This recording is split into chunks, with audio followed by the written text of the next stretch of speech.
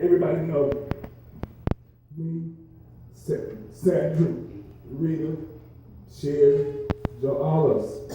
Whenever we saw Melvin, they came later, but me and Sandra, when I grew up, me and her were like, she was like my sister.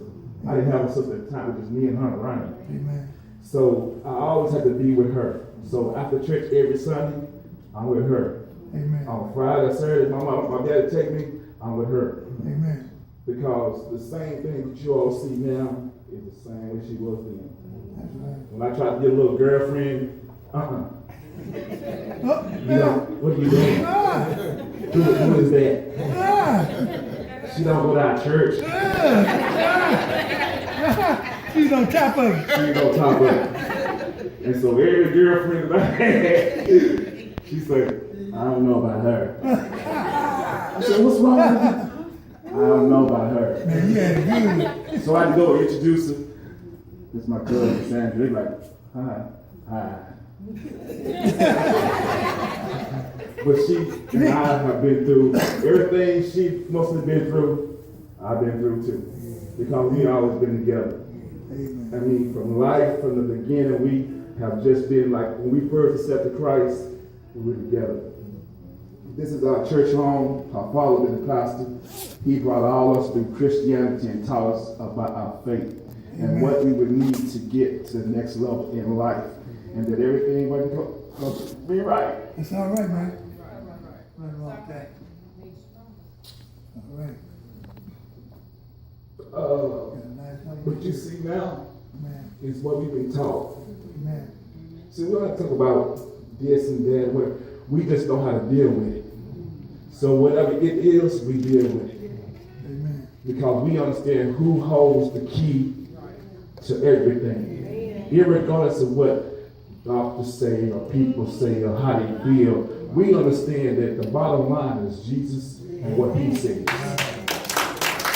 And I'm very emotional. If you see us kind of like this, I'm gonna say like the Logan family, we so strong, but we are so sensitive. And especially when it comes to our family and the God that we serve. We are serious about that. So when you talk about the God we serve, we got a problem. You talk about the family we serve, we got a problem. But I love you, man. And we just, I look at how, now I'm glad Joy said it because I ain't going to say the word. So, I figure myself, in my mind, like, ooh, Joy's going to get, ooh. Because we don't, I said that one time, I said, word. She's like, you know what? I'll give it to you after this is over. But I can just say this, that in life, what a guy just said that. Right here. What's your name? Sam. Sam. Well, Sam, you see what we saw. And we cherish what you see. I'll let you know. You know what I'm saying? I'll let you know, man. You know what I'm saying? Like I said, I'm the brother from another mother. So, to my family, I how I feel about you. I'm real sensitive about. Most of the time we have a function, they always put me up at the top. I don't care what it is. All right. You gotta go. Amen. So at this moment, they're gonna have to tell me because I love you. And she's so special to me because, like I say, since day one we've been together. And anything she felt when she dated Kyle, like, nah, man, no, we ain't gonna do that. She's like, well, he's not. He gotta come. I don't care. So we just back close. Yeah. She got ready to have a kid. Guess what? I'm like, what happened? What? You gonna do cool? It's just, that's us. This is my sister for real. When I say sister, this is my sister. That's it. And I love you, girl. I know. I'm so proud of you too, because guess what? I have never worked in the sheriff's department. Never wanted to. What I'm saying is, I admire you all for what you do. But my brother first got the job, we talked, we had a conversation. He's working in the grocery store. And I said, "Sheriff called me." I said, "Man." And I said, "Well, let me tell you something." Me and him explained about life. Because some people get caught up in doing something that they're not intended to do. And he was loving what he did. But I explained some things to him. He's like, "Okay." So when she got the job, he helped me up there or whatever. And I said, "Hey man, you be all right, don't worry about it." He loves it. And she loves it. They've always loved what they do. Because we are as people, people. You know, we love people. So I'm gonna stop, but I love you, man. I can talk all day. Because you know, me and you in the station wagon with the Christmas lights. And so when I say we went back, I'm talking about the old station wagon. And a big old Christmas light. You know, we had a big Christmas lights. I used to just couldn't wait to get Russ College Drive, man. Amen. You know what I'm saying? It was like, God, I can just make it over there. Fancy. You know, because they family, you know, and this is funny. I gotta say it. Amen. One time we went fishing, and Uncle Tucker's fishing. So me and Sandra, you know, I ain't no fisherman, and she always whatever, we just whatever. So we had cleaned the fish up. The fish was in the sink. So me and her walking by the sink, and she said, "Jerry, what was that?" I said, "No, what?" She said, "The fish jumped." I said, "The fish ain't jumped, it's dead, it's skin, it's clean, whatever." She said, "No, it jumped." We go back up to the sink, the fish jumped. So me and her shut down, right? She screaming, I'm screaming, she went one way, I went the other way. And Mom said, "Come here, what's wrong with y'all? The fish is still alive and sick." But anyway, that's just us. I'm sorry, you know, I'm gonna hold down the wrong way. But I love you, sister. You know, if you know, God has carried us this far. And so he promised us that he'd take care of us. You know, he promised us that don't worry about what you're going through. You just look to me. Don't worry about what people say. Look to me. And just like we have looked to him to these 51, 52 years, we still looking to him. Because it gives us strength. And so when we find ourselves all alone and we ain't got nobody to talk to, because people are always around when whatever. But when you need them, you can't find nobody. So we go to that place where God has put us and prepared us for him. I love you, Mama. Shut up. I talk about that. I love my man. All right. You know that. All right. Good evening, everyone. Pastor Logan, please forgive me. My spiritual father dressed like this. My daughter's having a baby as we speak, so I'm going to make it to that one. But I've been knowing Sanford, y'all, ever since I grew up in this church, and I was probably like 7 years old. And I'm 46 today. Praise God. And Sandra will speak to you. You were my inspiration growing up as a little girl, watching you. Oh my God, you're just unbelievable. A sister that I never had. I had 3 brothers, y'all, so I'm talking to her. And I just thank God for your model life for me to show me what a young lady carries herself to be. Thank you, thank you, thank you. You are a very inspiration. You remind me so much of my mother. I modelize her as well as you. You are awesome. I'm not going to say no more, but I just thank God for you. Just growing up. There's a lot of young ladies are watching other women, older women, y'all. We have to pay attention because I did modelize her. I love her to death, and I thank God for you. Marty, stand up. You're supposed to come up here with me. My brother is back there.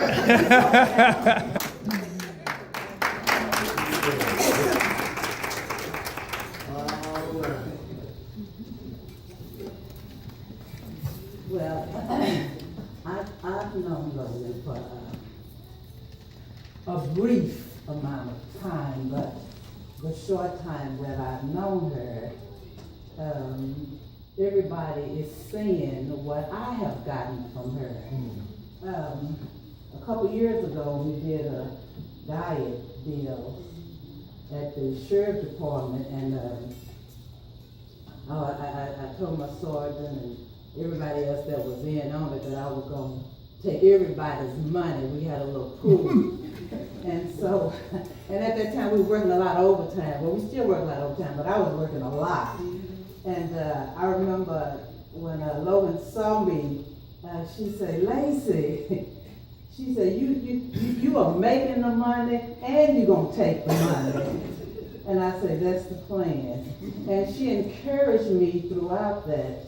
Don't look at me now, because I just can't help it. That was a couple years ago. I've been trying to get them to do it again, so I can lose the weight and get some more money. But she encouraged me throughout that. You know, you're gonna do it. You're gonna do it. You're gonna do it. You're gonna take the money. And you know, and the only reason, and I told her, I said, I'm gonna give you some. I give them because they cheated me. You know,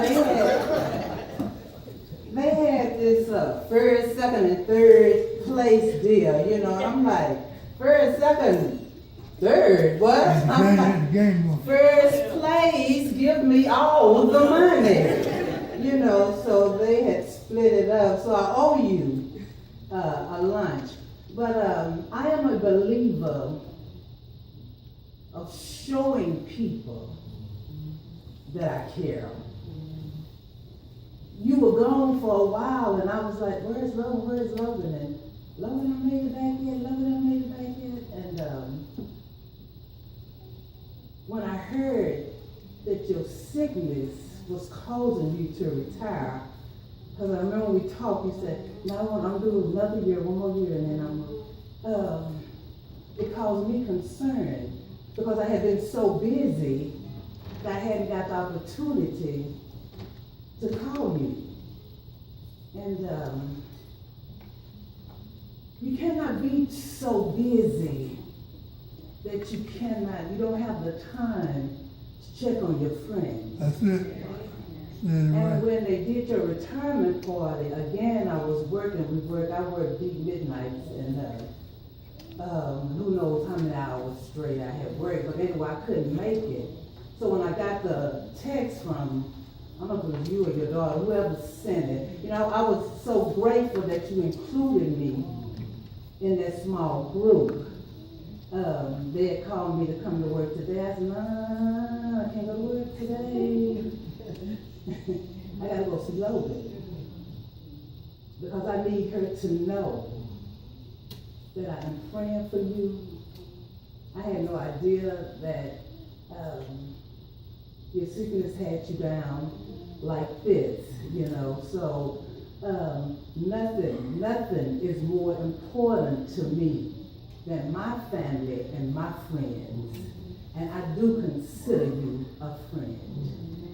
I want you to know that, and it was so good to see you, because I'm like, she's sick. She don't look sick to me.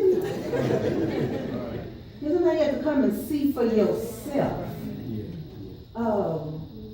The times that we talk, I know she knows the Lord, because she was excited when we did that little switch that time to work so many hours and get Sundays off. She was glad she got those days where she could, you know, church. And so I said, I know that's right. I don't work Sunday morning because I had to be at church. So I'm like, that's right, Logan, you got to be there.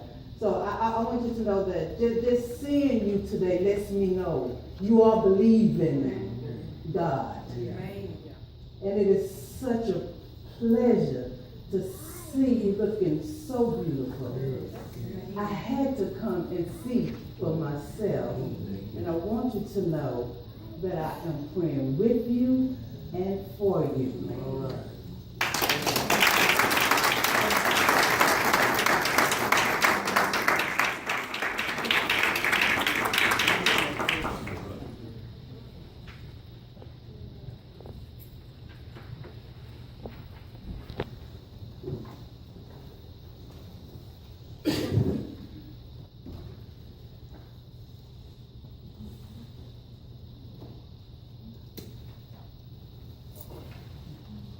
Are there any more who would like to come and give word?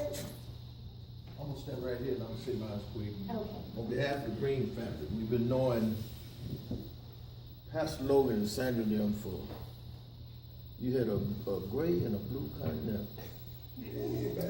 Way back. And the church was only this right here.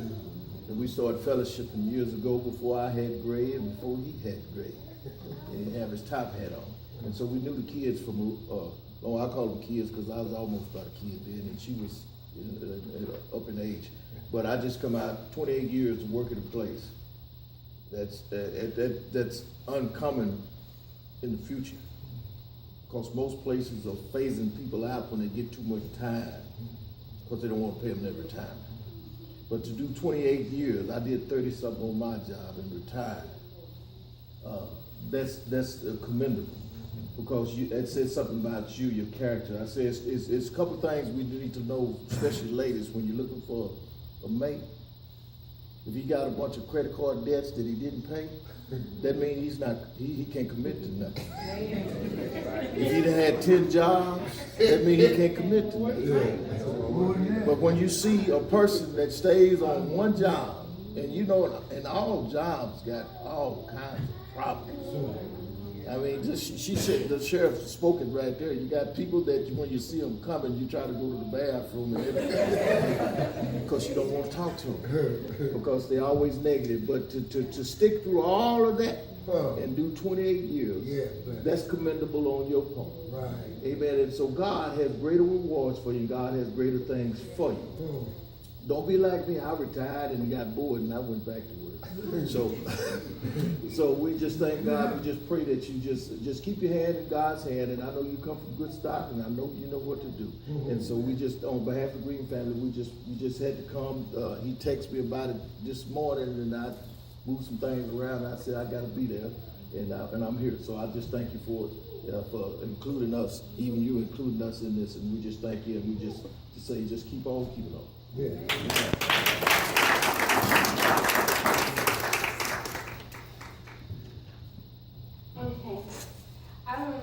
Concluding, what I would like to say about my mom is, she's my role model. My mom was a single parent, raising my brothers and I.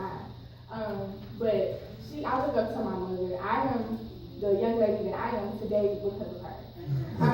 She's always set an example. She's never had, just seeing her, she's never had men in and out the house.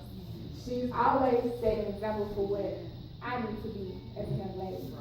And just seeing her, just everything about my mom, her character, from being a hard worker, she's a hard worker. She, no matter what, I honestly don't see how she was able to do it, because there were a lot of times if anybody knows my mom, she's always on the go. And it's just like, Mom, slow down, you gotta get some rest. But she's always on the go. No matter what, it's just like on the go, maybe hours, a couple hours of sleep at work. Overtime, she just always made it happen. No matter what I needed, she always was like, okay, well, I'm just gonna have to work over, we're gonna have to get it for you. So she's always done that, and I thank her for that drive, and me even growing up seeing what it is to be a woman. No matter if you don't have the help, you step up and you do it. You make it happen.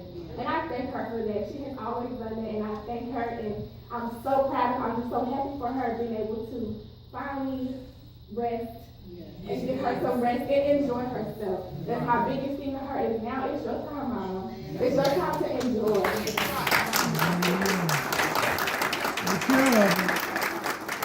She worked hard, 28 plus years of working.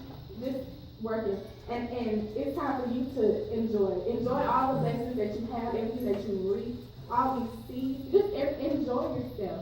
Don't worry about your babies, your kids are grown. We're grown. Your baggage. It's about you, Mrs. Sam. Y'all enjoy. It's about y'all now. So no matter what, just remember, it's time for you to enjoy life. And that's exactly what I want you to do. And I thank each and every one for coming out and taking the time to congratulate and share in this moment. I thank you. Amen.